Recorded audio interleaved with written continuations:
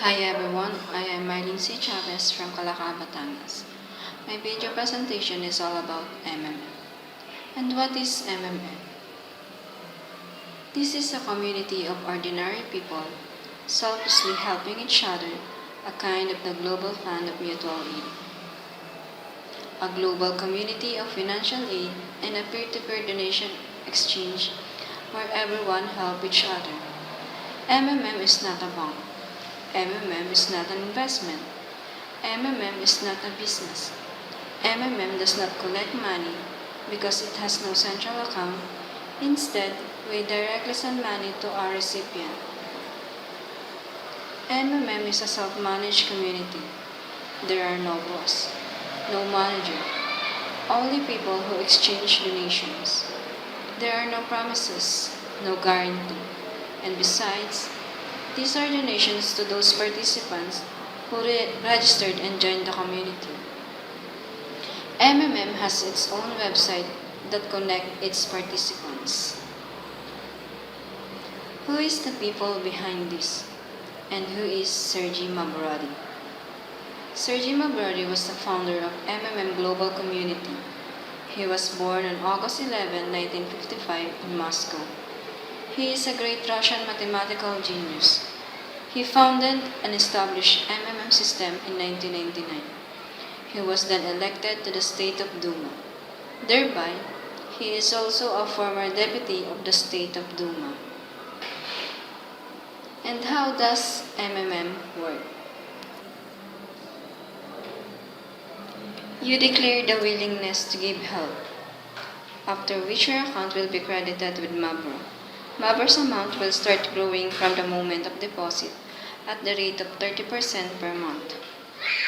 The sum in Mabro shows how much you can request. For example, once you have decided to donate your money with the amount of 1,000 pesos, you will be rewarded in your PO with 1,000 Mabro, and they will immediately start growing. A month later, this 1,000 will become 1,300 Mabro, and according to this, you will be able to request assistance for 1,300 pesos. The reliability of MMM's donation exchange is stipulated by the fact that people ask for help when they really need and they donate money when they have the opportunity.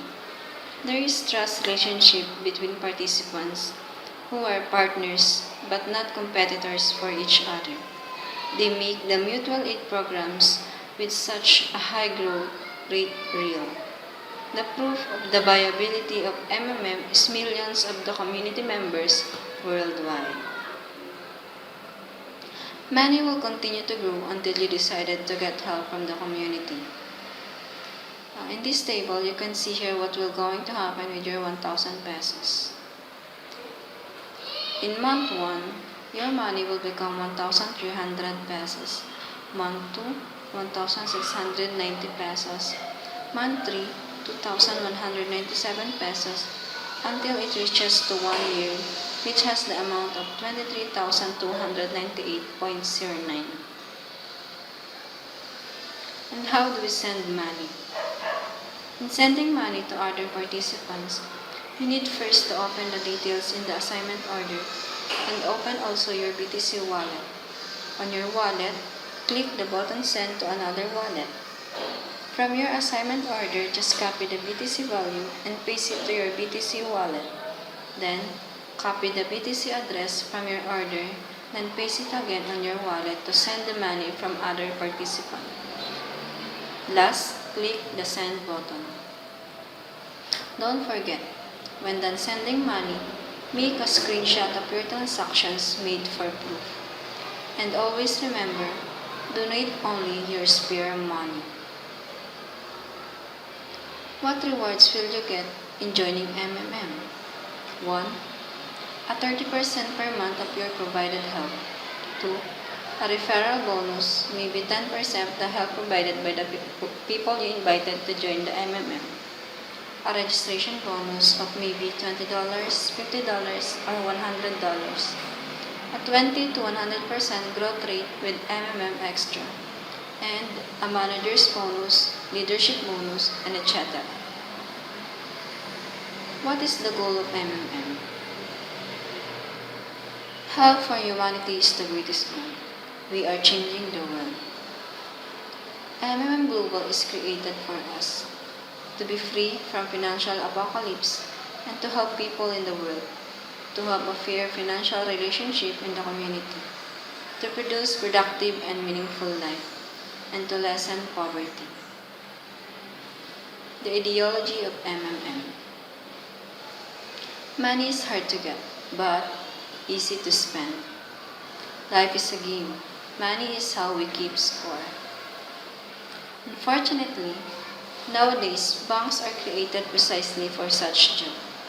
Their own interests are more important than the interests of the society. Modern banks are the Fed servants.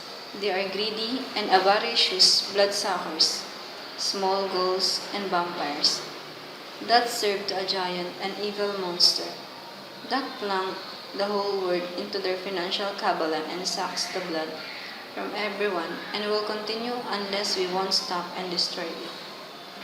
Only financial apocalypse. There is no other way. We are not slaves. We are people. We choose freedom. And this freedom is just around the corner. Now, with the MMM appearance, the financial apocalypse is inevitable and imminent. Now, it is just a question of time. The grain is thrown and it is already sprouting. Right. Now is the time. This is the very moment, and it won't die. Somehow, someday, we can provide help, and we will get help. Be part of our community, and together, we can change the world. Thank you.